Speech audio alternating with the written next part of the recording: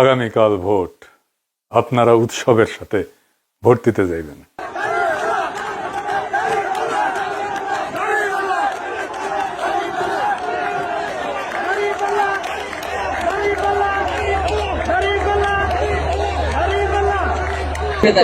অবশ্যই দাঁড়িপাল্লা। ইয়েস, কসবা। হ্যাঁ, এবারে পরিবেশ কেমন মনে হয় আপনার নির্বাচনের পরিবেশ?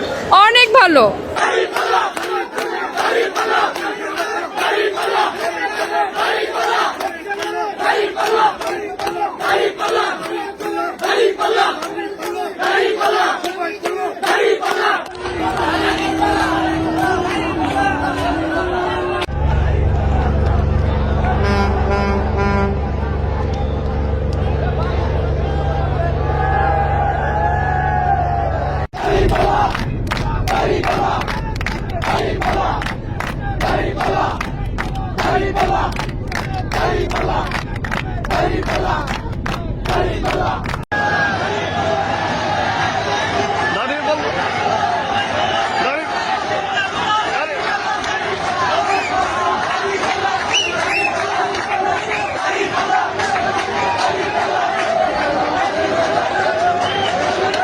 এত বছর ধরে ভোট মানেই ছিল ভয়, কারচুপি, নাটক আর আগেই লেখা ফলাফল।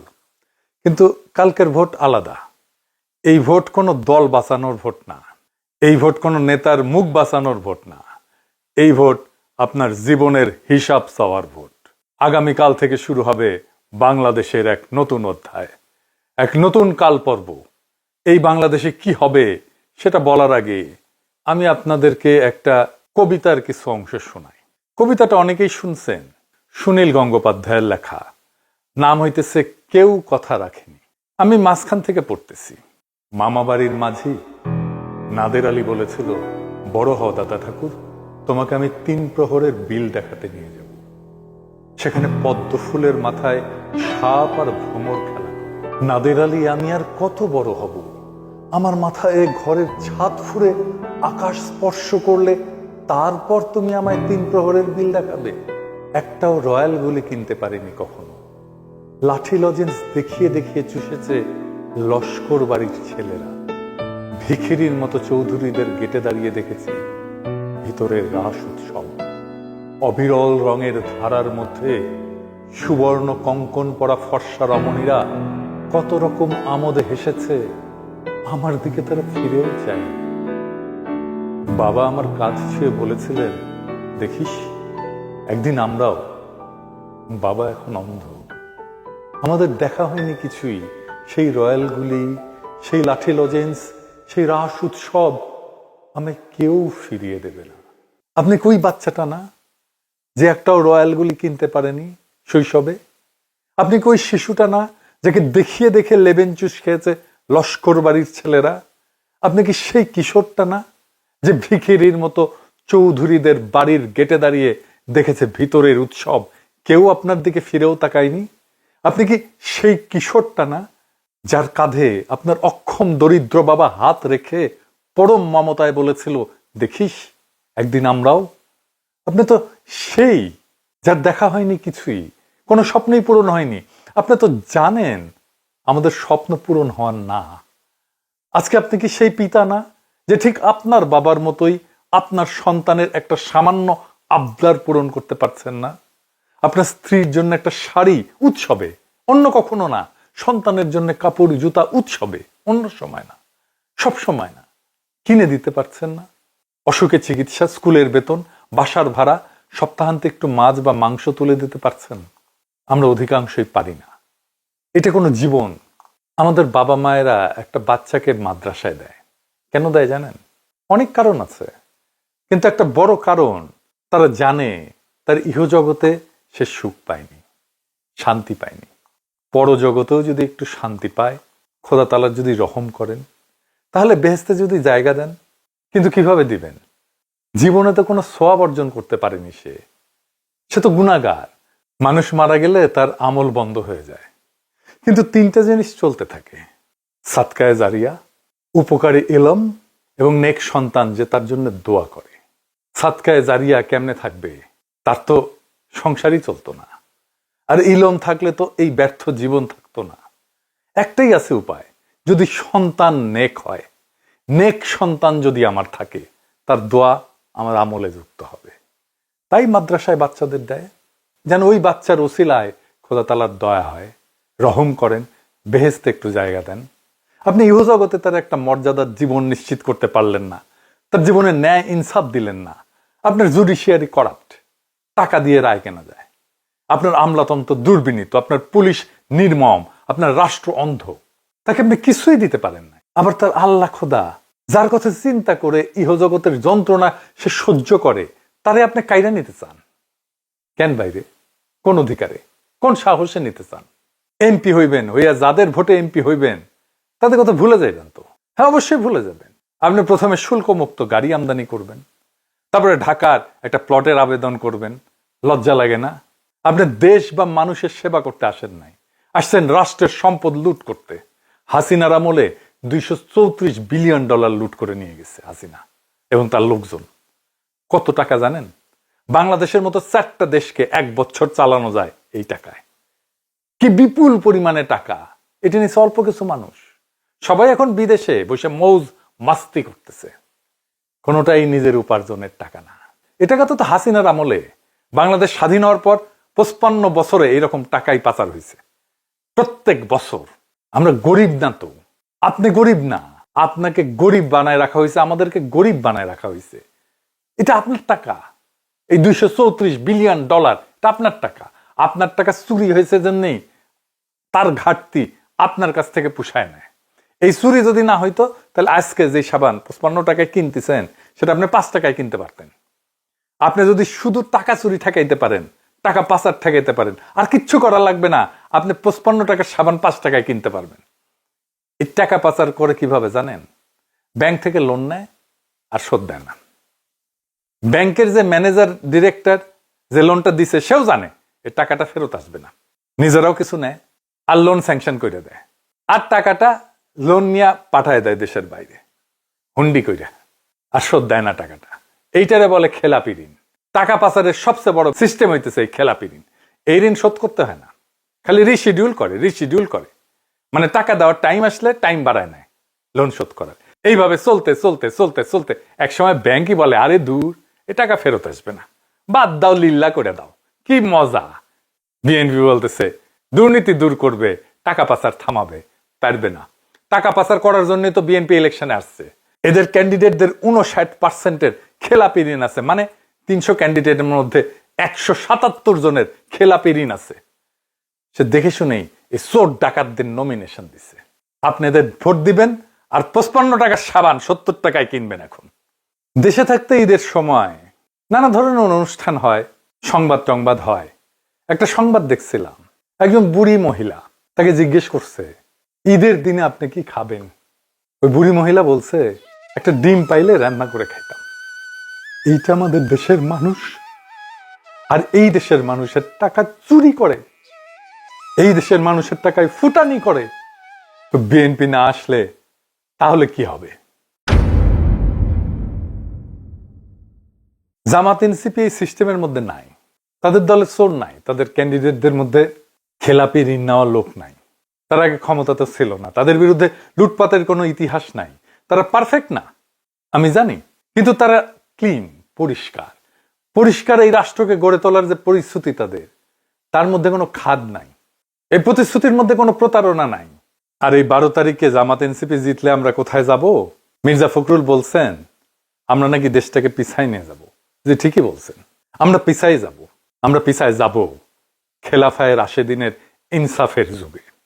সেই যুগে যাব যেখানে শাসন মানে ছিল না ক্ষমতার দম্ভ, শাসন মানে ছিল সৃষ্টিকর্তার কাছে জবাবদিহি। আমরা যাব সেই শাসনের দিকে যেখানে আমির রাতের অন্ধকারে শহরে ঘুরে বেড়াইতেন, নিজে কাঁধে খাবারের বস্তা তুলে নিতেন, খুঁজে খুঁজে দেখতেন কোথাও কোনো মা, কোনো শিশু না খেয়ে আছে কিনা, কোথাও কোনো শিশু অনাহারে কাঁদতেছে কিনা। যেখানে শাসক বলতেন ইউফ্রেটিস নদীর তীরে যদি একটা কুকুরও না খেয়ে মরে তার দায় আমার উপরে। সেই খেলাফতে শাসক কোনো আলাদা শ্রেণী ছিলেন না, তার জন্য ভিআইপি টার্মিনাল থাকতো না, তার জন্য প্লেনে ফার্স্ট ক্লাস বিজনেস ক্লাস থাকতো না, তার জন্য আলাদা ভবন থাকতো না, তিনি থাকতেন সাধারণ মানুষের মতো, খাইতেন সাধারণ মানুষের খাবার, তাই তিনি কাঁদতে পারতেন সাধারণ মানুষের কষ্টে।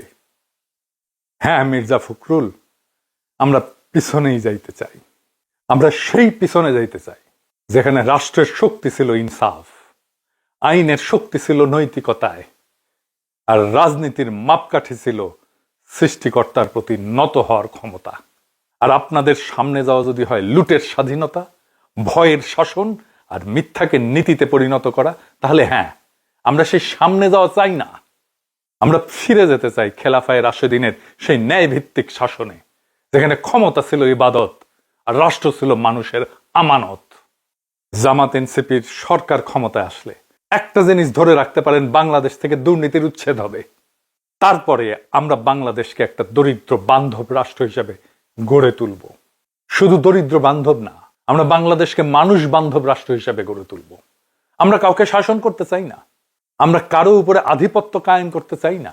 আমরা চাই যদি সম্ভব হয় এদেশে প্রত্যেকটা মানুষকে সাহায্য করতে। আপনি সংখ্যাগুরু হন, সংখ্যালঘু হন, আপনি যে কোনো ধর্মের হন না কেন, আপনি সাঁওতাল হন, গারো হন, চাকমা হন, পাহাড়ি হন, সমতলি হন, আপনি খ্রিস্টান হন, আপনি মৌলবাদী হন, আপনি নারী হন, পুরুষ হন, হিজড়া হন, এই রাষ্ট্রে আপনি আগে মানুষ, তারপরে নাগরিক। আমরা জানি একজন মানুষ আরেকজন মানুষকে কষ্ট দিয়ে বাঁচতে চায় না। মানুষ চায় একে অপরের সুখের ভেতর দিয়ে বাঁচতে, আর একজনের দুঃখের উপরে দাঁড়ায় না। আমাদের সবার ভেতরে ওই মানুষটাকে মেরে ফেলা হয়েছে। এই 55 বছরে আমরা অন্তরের ওই মানবিক আলো আবার জ্বালাবো। ঘৃণা আর অবজ্ঞার উপরে দাঁড়ায় কোনো সমাজ টেকে না। এই রাষ্ট্রে আমাদের সবার কথা বলার জায়গা থাকবে।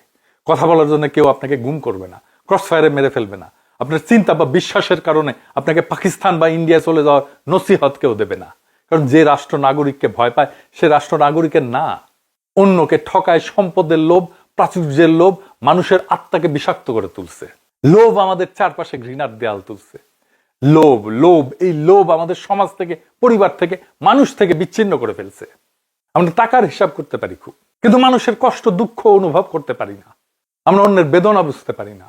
আমাদের সমৃদ্ধির চাইতে বেশি দরকার মানবিকতা, চাতুর্যের চাইতে বেশি দরকার দয়া, কঠোরতার চাইতে বেশি দরকার কোমলতা। আর এই গুণগুলো না থাকলে জীবন সহিংস হয়ে ওঠে। আর ঠিক তখনই এইভাবে সবকিছু হারায় যায়।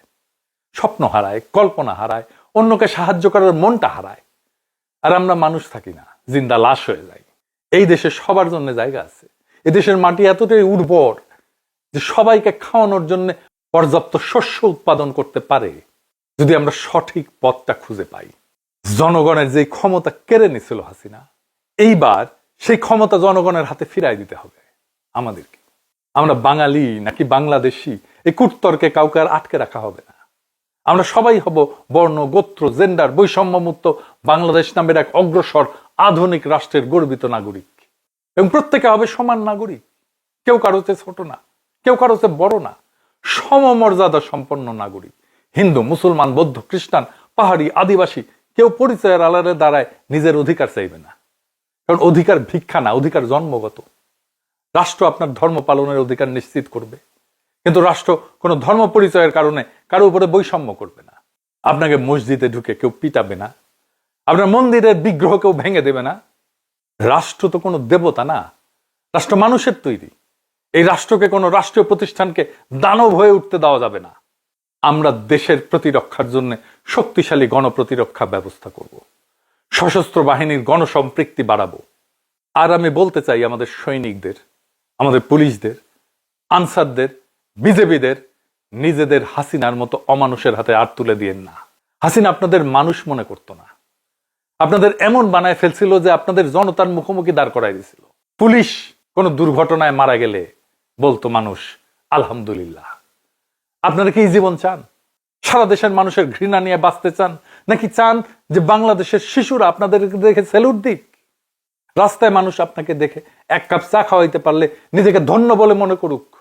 যারা আপনাদের অমানুষ খুনি বানাতে চায়, যারা আপনাদের দুর্নীতিগ্রস্ত বানাতে চায়, যারা আপনাদের চিন্তা, অনুভূতি, জীবন নিয়ন্ত্রণ করতে চায়, তাদের জন্য লড়াই করেন না।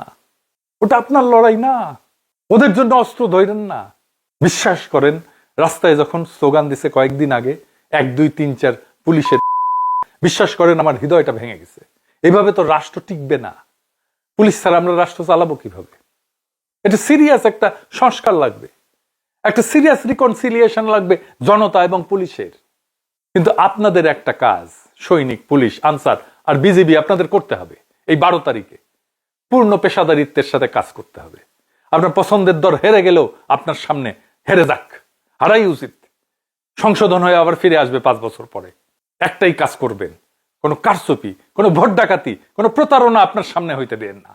ভোট মানুষের আমানত, সেটা রক্ষার দায় পবিত্রতার সাথে পালন করেন। আমরা একটা নতুন বাংলাদেশ গড়ে তুলবো ইনশাল্লাহ। একসাথে উৎসবের সাথে ভোট দিতে যাবেন, আপনারা নির্ভয়ে ভোট দিতে যাবেন, আনন্দ করে ভোট দিতে যাবেন। 12 তারিখ জাতির আজাদির দরজা আপনিই খুলে দিতে পারেন, চাবি আপনার হাতে। জি, ব্যালটই চাবি। একজন ন্যায়পরায়ণ সৎ প্রতিনিধি নির্বাচন করেন। যদি একজন ন্যায়পরায়ণ শাসক প্রতিনিধিকে আপনি নির্বাচিত করতে পারেন, পরদিন থেকে আপনি আবিষ্কার করবেন এই দেশে কোনো নাগরিককে সীমান্তে খুন করার কারো সাহস হবে না। আন্তর্জাতিক আইন অগ্রাহ্য করে আমাদের নদীর পানি আটকে দেওয়ার দুঃসাহস কোনো রাষ্ট্র দেখাতে পারবে না। কেউ ক্ষমতার দম্ভে আমাদের মাথার উপরে ছড়ি ঘোরানোর কল্পনাও করতে পারবে না। মানুষ মানুষকে ভালোবাসতে শিখবে। ঘৃণার চাষবাস করে রাজনীতি করা অসম্ভব করে তোলা হবে। তরুণ পাবে শিক্ষা, যুবক পাবে কাজ, মুরব্বীরা পাবে সম্মান, নারীরা মর্যাদা পাবে। নারী নির্যাতন নামায় আনা হবে শূন্যের কোঠায়। সমাজে এবং রাষ্ট্রে ইনসাফ কায়েম করা হবে। ভয়, শঙ্কা আর অনিশ্চয়তা থেকে মুক্ত একটা সফল, নির্বিঘ্ন, আনন্দময় জীবন প্রত্যেক নাগরিকের অধিকার হবে। এইটাই আজাদি। তাহলেই বাংলাদেশ নামের এই ভূখণ্ড শুধু মানচিত্র হিসেবে টিকে থাকবে না, মানুষের হৃদয়ে অমিত সম্ভাবনার নাম হয়ে উঠবে। আসেন 1971-এর স্বাধীনতার ঘোষণাপত্রের অমর 3 নীতি, সাম্য, মানব সত্তার মর্যাদা আর ইনসাফের ভিত্তিতে একটা নতুন বাংলাদেশ গড়ার জন্য একত্র হই। যে রাষ্ট্র আমাদেরকে গড়তে দেওয়া হয়নি 55 বছরে, সেই রাষ্ট্র গড়ার সুযোগ আজ আমাদের সামনে। আজাদির বাংলাদেশ আজ আমাদের খুব কাছে। এই আজাদির মানে কোনো পতাকা না, এই আজাদির মানে কোনো দলের জয় না। এই আজাদির মানে একজন মানুষ আর একজন মানুষকে ভয় না পাওয়া। আজাদির মানে একজন বাবা তার সন্তানের চোখে চোখ রেখে বলতে পারবে, আমি চেষ্টা করছি, আমরা চেষ্টা করছি। আজাদির মানে একজন মা আর আল্লাহর কাছে কাঁদতে কাঁদতে বলবে না, হে আল্লাহ, ইহজগতে শান্তি দাও নাই, পরজগতে দিও। আজাদির মানে এই রাষ্ট্র আর দরিদ্র মানুষের কাছে পা দিয়ে দাঁড়ায় দানব হয়ে উঠবে না। রাষ্ট্র হবে মানুষের আশ্রয়, রাষ্ট্র হবে মানুষের আমানত। আমরা অনেক কিছু হারাইছি, স্বপ্ন হারাইছি, বিশ্বাস হারাইছি, একজন আর একজনকে ভালোবাসার ক্ষমতাও হারাইছি। কিন্তু আজও একটা জিনিস আমাদের হাতে আছে, সেটা ভোট। এই ভোট কোনো কাগজ না, এই ভোট কোনো মূল্যহীন জিনিস না। এই ভোট আপনার সন্তানের ভবিষ্যৎ, এই ভোট আপনার বাবার অপূর্ণ স্বপ্ন, এই ভোট আপনার মায়ের নীরব কান্না। 12 তারিখ আপনি যখন ব্যালট হাতে নেবেন, মনে রাখবেন আপনি শুধু একজন প্রতিনিধি বাঁচতেছেন না, আপনি ঠিক করতেছেন এই দেশে মানুষ মানুষ হয়ে বাঁচবে নাকি সংখ্যায় পরিণত হবে। আপনি চাইলে ভয়কে জিততে দিতে পারেন, আপনি চাইলে লুটেরাদের আরেকবার সুযোগ করে দিতে পারেন, আর আপনি চাইলে ইনসাফকে একবার সুযোগ করে দিতে পারেন। আজাদির দরজা আমাদের জন্য কখনোই খোলেনি। আজ সেই দরজার চাবি আপনার হাতে। আপনি সেই দরজার সামনে দাঁড়ায় উৎসবের সাথে ভোট দিতে যান, ভয়কে বাড়িতে রেখে ভোট দিতে যান, মাথা উঁচু করে ভোট দিতে যান, যেন একদিন আমাদের সন্তানেরা বলতে পারে আমাদের বাবা মায়েরা চুপ থাকেনি, তারা মাথা উঁচু করে দাঁড়াইছিল, তারা বেছে নিয়েছিল ইনসাফ। মহান সৃষ্টিকর্তা আমাদের এই অসমাপ্ত কাজ সম্পন্ন করার তৌফিক দিন। ইনকিলাব জিন্দাবাদ, আজাদি জিন্দাবাদ।